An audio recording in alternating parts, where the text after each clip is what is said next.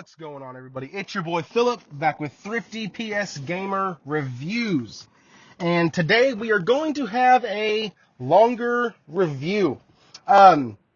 This is a game that you can get for anywhere between $12, $13 at some local game stores, and I know it's always on sale for about $15, $20 at GameStop. They put this thing on sale on the PlayStation Store for $20, $24, what have you. So it's a game that is readily accessible on sale. Now, let's get into what that game is. It is called Scarlet Nexus. Now, Scarlet Nexus is another game released by Bandai Namco. I have gone on a Bandai Namco journey that I did not expect. And I am loving every minute of it. Let's get into Scarlet Nexus. It was released on June 25th of 2021. Later that year, another very well-known game came out called Tales of Arise. So they had Scarlet Nexus and Tales of Arise. According to what I was able to find about sales data, this game has sold just over 1 million units, which means, given that it was available on the Xbox, the PlayStations, the PC, other digital outlets, Steam, all of that, that means there's about 400 to 500 million gamers that haven't played this game, and that is just a travesty. Let's talk about why. First of all, Bandai Namco has an amazing lineage that I have just now been able to start giving respect to with regard to RPGs, elements of RPGs, the way they do their stories, the way they do their artwork. I mean, heck, this is the same studio that's responsible for all of your beloved, or publishing all of your beloved From Software developed titles. So, I mean, they obviously have an eyeball for what gamers are going to enjoy. This was co-developed by them and Tose, or Tose, or Tosi, or Tose. I don't really know how the heck to say it, and so I'm sorry if I butchered it. I will be hashtagging y'all in the description, though. So if I said it wrong, please let me know. With that, let me thank y'all real quick. Take a sidestep here and thank y'all. The channel has grown immensely in the past 30 days with the amount of views, the amount of subscribers. I went from 18 or 19 subscribers all the way up to 30 now in just 30 days. So that's 11. That is awesome. I know about 4 of those people. And so the rest of y'all, welcome. I don't know y'all, and I really appreciate that. Some of the comments that have been left are very encouraging. And so thank y'all. If you're new to my channel, please subscribe. Like the video. Leave a comment. Let me know what you think. And with that, let's get into the game. Let's talk about graphics. So, graphics. I used to have a very big problem with cartoony artwork. You can actually go look at one of my first videos where I think actually my first review video was Tales of Arise. And you can go look at it, and I praise the studio for not going too hardcore into the animation side of it, where it looks like you're watching a Saturday morning cartoon or a Toonami cartoon. For those who don't know, Toonami is something that I use to really date myself. And so it's been only recent that I've started to look at some of these games that have what I used to consider lower graphics and actually give them a shot. So, what do you get, though, with the lower graphics or with the more cartoony artwork that it has? Because, fun fact, there's an anime that couples with this. So, as you go through all 13 episodes in the game, which I'll be honest, I'm only at episode 9 right now, so I'm just now starting to get a feel of what's going on and wrap up certain things. But every chapter in the game has a correlating chapter to the anime. The anime is on Funimation. This is not a plug for them. I have watched it, of course, in conjunction with where I am in the game. And so, like, that's the quality of work you're getting here. It was able to be used in a actual TV show. And so the quality and level of animation and detail is superb. The graphics are really, really good. The burst effects are really well done. The way that as you progress, you get different elements that you can fight with and things like that, and different things you can do, and they are all done super, super well and efficient. I was really happy with that.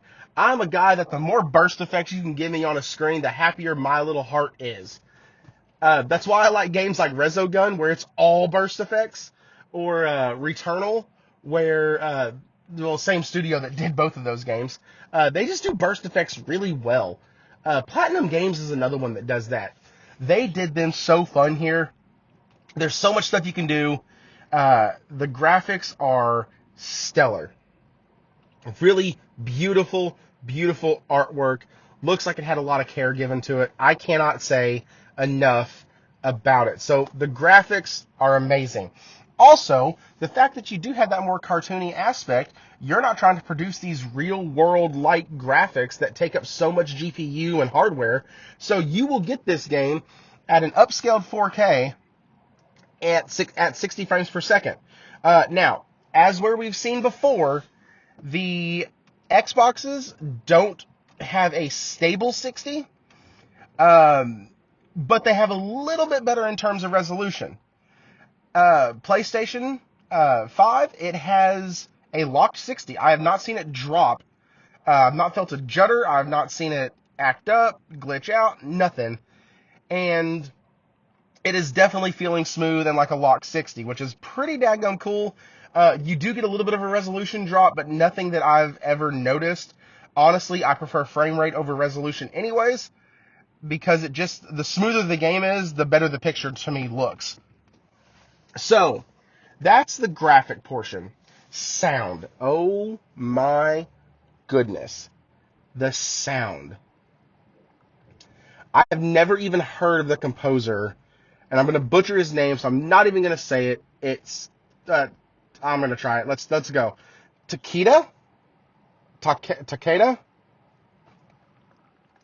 Yeah, so we're going to say that. This guy does a phenomenal job. The opening sequence that you're actually looking at in the background, I would put up the audio for it, but I don't want to get a violation at all. As I have found out from other channels that one video can make you blow up. And if you blow up, then you can start to get monetized. And I don't want any video that I make to get super popular and then have to take it down, because that would just suck. That'd be the ultimate nasty bait and switch. Anyways, let's get back to sound. The sound is really good. It does have the typical RPG kind of trope where people talk during battle, and it does get a little repetitive.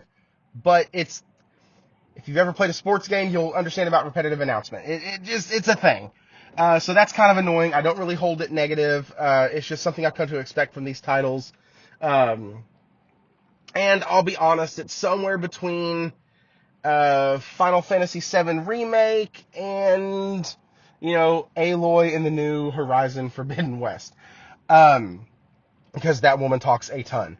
But it's usually fitting. They do sometimes point out, like, hey, I've noticed a network nearby, or I noticed a special thing nearby, which is kind of cool, because sometimes they do hide stuff. And so, yeah, the sound is really good. The voice acting is, my goodness, it is anime through and through. Now, if you think anime is all campy, a little bit. If you think it's all this or that, I mean, all of those elements of what you would find in a normal anime are there.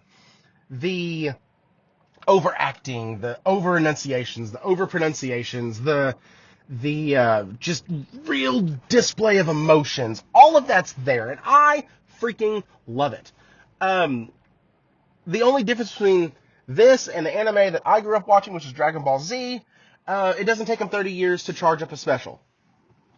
As a matter of fact, I think young Goku is still, or young Gohan is still on a mountain somewhere charging his Kamehameha. Please don't hit me with that, sir. Anyways, the sound quality is wonderful. It keeps you engaged. It's very fitting for every sequence. There's actually one sequence where you're kind of inside a like a dungeon facility. It's a facility where you're going to investigate, but it's the way this game treats dungeon maps and cave maps and stuff, and it's just ominous. It is so ominous, and you're there to find out stuff, and it's a big plot point in the game, so I'm not going to give it away. But it is, oh my goodness, it is so ominous. With that also, I will say that the sounds that you get in combat outside of the vocals are really, really good. They match up. There's not a delay. They don't last too long. You know, there's all these things that I judge sound on in a game for. And this game tickles every single one of my sound itches. And that's not to say every game needs sound. Heck, I just did a review on The Rise of the Tomb Raider where I pointed out that there's not a lot of like sound in the background as far as music. It's a lot of environmental sounds, which is really cool for a game like that because it immerses you in the environment. This one, you are definitely playing through a story, so it gives you that very cinematic, very anime style art feel to it and gameplay feel to it. With that being said, let's go ahead and dive into gameplay.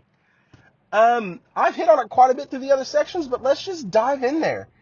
Gameplay in this is, you know what? Let's go to story first. Story before gameplay, because story affects gameplay a lot. The story in this, I will be completely honest, it is a little convoluted at the beginning. And I'm not saying as in most RPGs where they present you with an issue and you're clueless and lost and you got to go figure it out. I'm saying there's certain things that within the story you never see happen. There's one spot at the very beginning after you go do your first mission and come back and not even your first mission, you're celebrating because you graduated, and now you're about to become a actual soldier, so to speak, in the OSF, which is pretty cool. But like you're out celebrating with your friends and a group of others attack, which others are the villains of the game. They're the creatures you're going around killing. They all look very wild. Very wild. It's trippy how, I mean, one of them, and you'll see it in the videos that are playing, one of them is is like half legs of a woman and half creepy monster thing. And so like it's just weird. Very, like I said, very anime. And the game, the story rather, is it's very empty in certain spots at the beginning. So you do your first thing, you go fight these things, you save civilians, you do all of it, but the problem is at this point you're still a cadet. Because you haven't fully, you just graduated that day, and the next day is when you become an active member of the OSF. So there's a bit of a technicality, and the general is super upset when you get back. And everyone's like, hey, listen, the general wants to see you. Don't worry about it, though. You saved a lot of lives today. I think you're going to be okay. And then all of a sudden it cuts to something else. And I'm left going, whoa. What happened to my interaction with the general? Like, where did it go? And there's like 5 or 10 of those spots within the first about 10 to 15 hours of gameplay. And so it's not game breaking or story breaking, but it would have been nice if they would have, put a little bit more time in fleshing out those scenes and not just making us assume that they happened off screen somewhere. And so that's my one critique of the story. Other than that, I think it is a very interesting take on a typical story, like, trope. And I don't want to give a lot of it away because a lot of it is very spoiler heavy. So I can only talk about kind of what's in the first 2 to 3, maybe 4 hours of the game. With that, you start out as cadets. You can either play as Kassan, or you can play as Yurito. Both of them have the same powers. Yurito is the male who has his own kind of starting story. Once you get further into the game, the stories kind of merge anyways, and it doesn't matter anymore who you play as. I chose to play as Kassan just because I really thought that her character on the opening screen looked a lot more interesting. I'll just be honest. I don't know why. Maybe because Yurito, on the screen is just kind of sitting there just being a bump on a log, and you're like, okay. And, Kassan's standing up, valiant looking, heroic looking even, and it's just really cool. So I chose her and her storyline. So you start out in the OSF cadet graduation, you're getting your powers, you're getting your link ups, you're doing all your stuff. And the OSF, basically, what they do is they recruit superpowered people.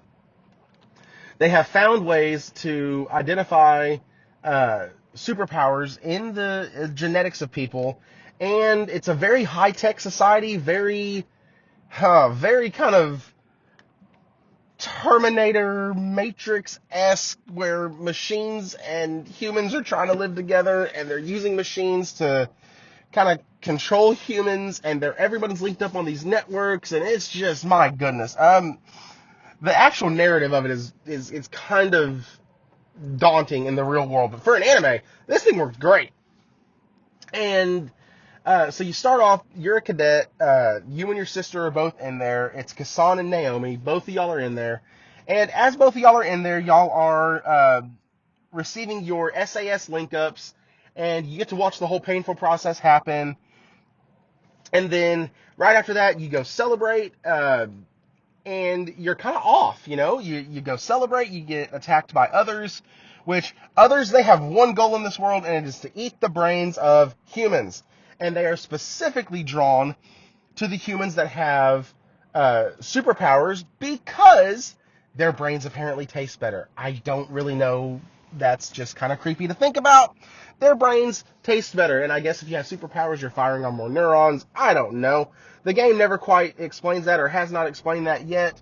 And as you go through, obviously I've already told you, you get back, you fight some others, you get back to the headquarters, and you get a little slap on the wrist, and then you meet your team leads, and there is, you kind of have this team dynamic that you have to do with bonding episodes, and you eventually get a hideout, and in that hideout, you go through, you do bonding episodes, you do little side missions, a ton of story is given through these.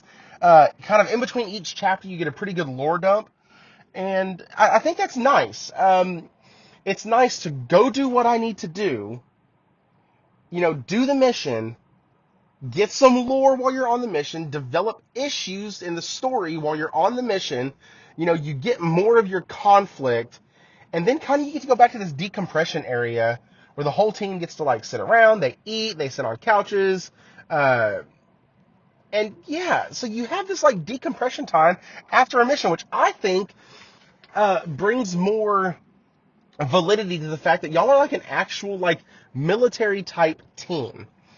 After missions in the military, you would come back for debriefing. My dad was 20 years Air Force, and they would come back for debriefing, and then a lot of times they would go out to the NCO club, or they would go out and have some drinks somewhere. And they would hang out and just talk and just decompress and just hang out with each other. And sometimes they wouldn't even talk about the mission. They would just talk, and that's how friendships were made. And then, of course, while you're on the mission, you talk about the mission, and you may grab a couple other little things while you're hanging out, waiting on something. And this game does that and brings that military aspect really well to this team and to this unit, and I really appreciate that. And there's also certain gifts that you can find throughout the world that you hand to people. You can also buy these gifts, and what that does is it strengthens your bond first and foremost, which is good because the more you strengthen your bond, you have the actual ability, and this kind of bleeds over into gameplay, to borrow others' abilities through the SAS network that everyone's linked into. So your character has psychokinesis, where they can move stuff with their minds, which is kind of cool, but you also play with another character that has lightning. And so you can take his lightning ability, and then anything you pick up now has electrolysis? It has electric properties. And I never claimed to be a linguist. And so, really awesome integration in the story. It really makes you feel like you are part of this military group that does operations and stuff like that. And there's this whole undertone of corporate greed and espionage, and there's just all this really cool stuff in the story. It's like they said, hey, let's take all of the best story elements and write a brand new story with all of them in it.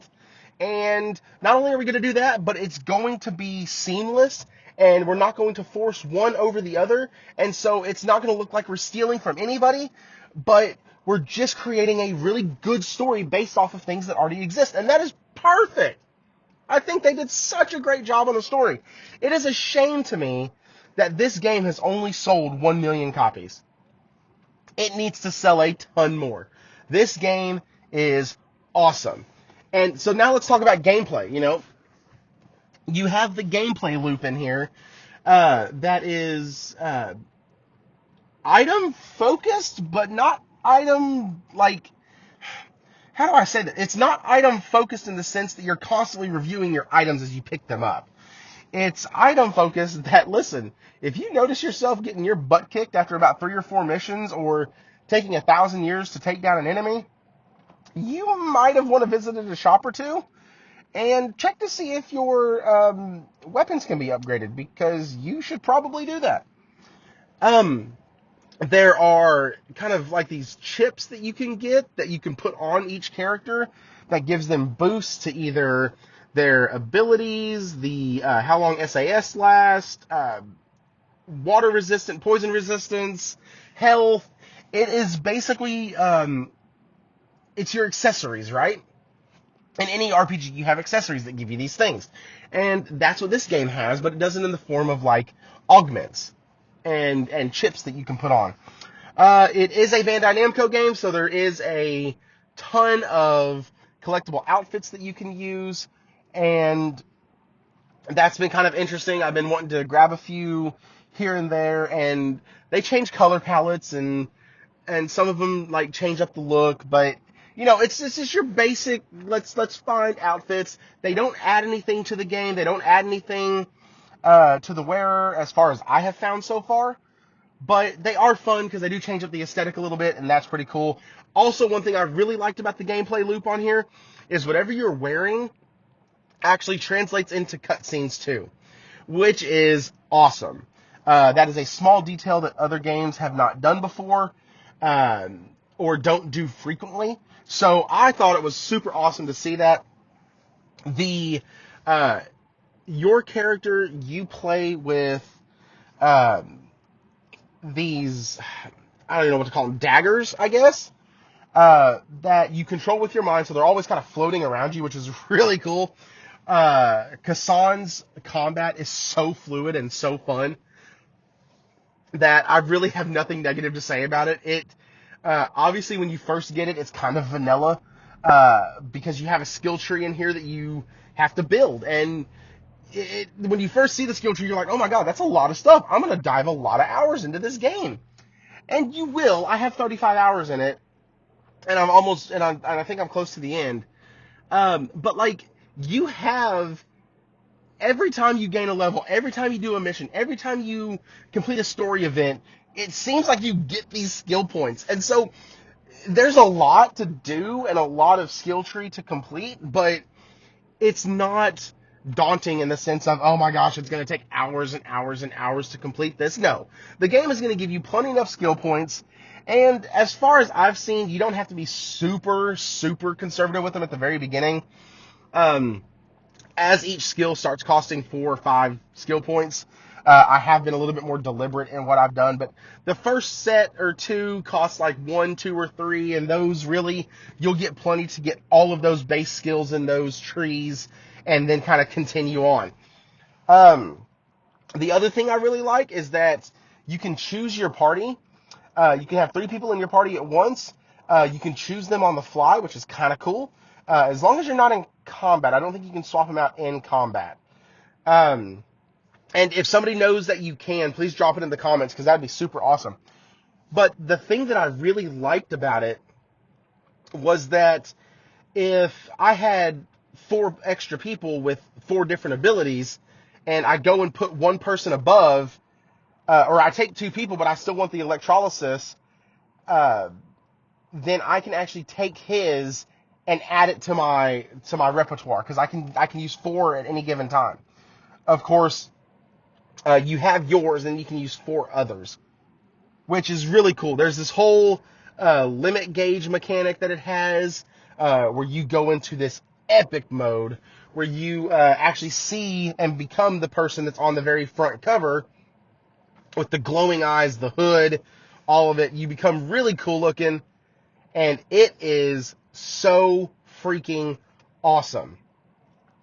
The story, guys, I can't give a lot of the story away. I've already done as much as I can on that. And honestly, this is a game that you need to grab. I know this has been a longer video. I really hope you've stayed to the end.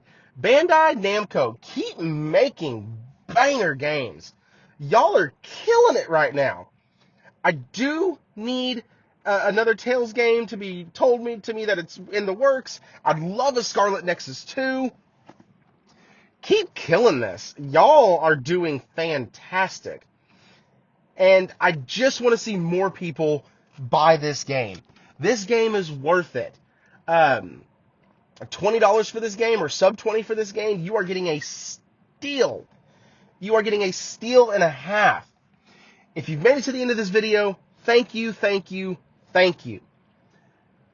Like, subscribe, and you know what it is. As always, stay thrifty.